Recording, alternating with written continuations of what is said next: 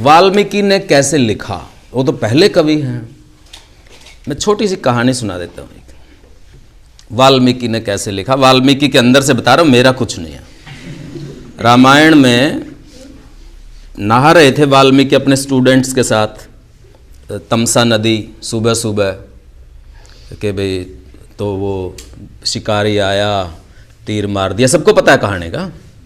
तो वो एक क्रोंच पक्षी जो काम क्रीड़ावस्था में था, एक मर गया उसमें से, और वाल्मीकि ने उसको श्राप दे दिया या उसके लिए बद्दुआ कर दी कि भी तेरे साथ भी यही बनेगा।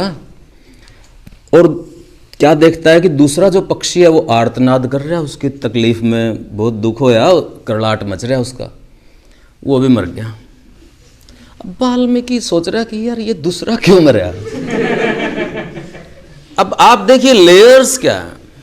ये एक पक्षी मरा है चोट से, फिजिकल चोट से, दूसरा मरा है, और वाल्मीकि का चोट कैसे लगी फिर इस चीज से।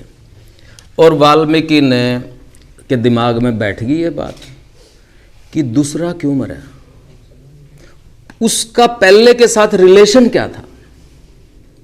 ये जो चीज है कि वो जो दूसरे की जो उसके प्रति जुड़ाव था, और वाल्मीकि उसके साथ जुड़ गया दूसरे के साथ।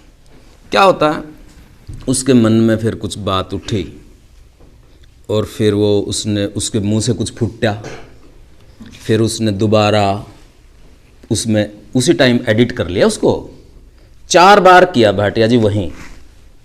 फिर उसने अपने स्टूडेंट्स जो थे उनके साथ प्रैक्टिस करी, उसकी गाया, उसको लगा यार कुछ बन गया।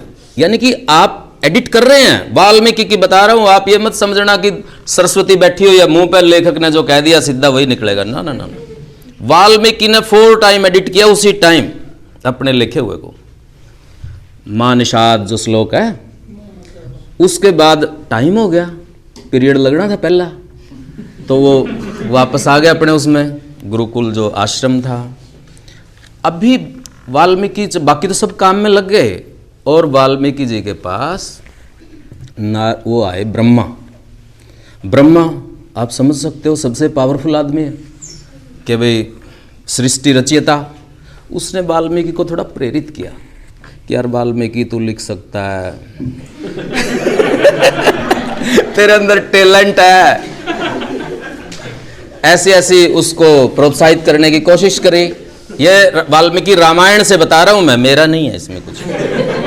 कभी आप ये कहेंगे मैं कहानी सुना रहा हूं, वाल्मीकि रामायण का पार्ट है ये।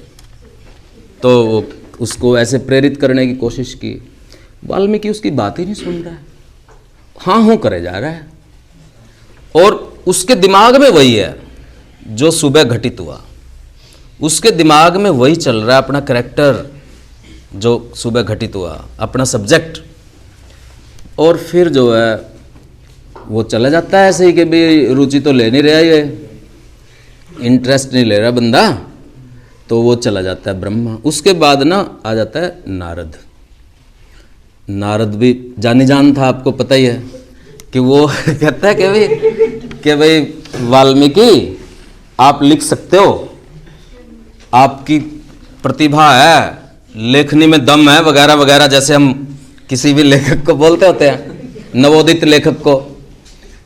तो वाल्मीकि को थोड़ा सा फिर महसूस होता है कि हाँ मैं लिख तो सकता हूँ, मतलब हाँ कुछ बात तो है।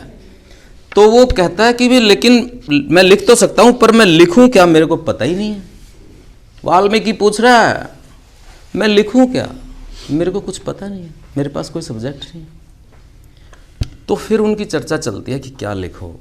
और वो कहता है नारद कि तो ना राम की कहानी लिख दे।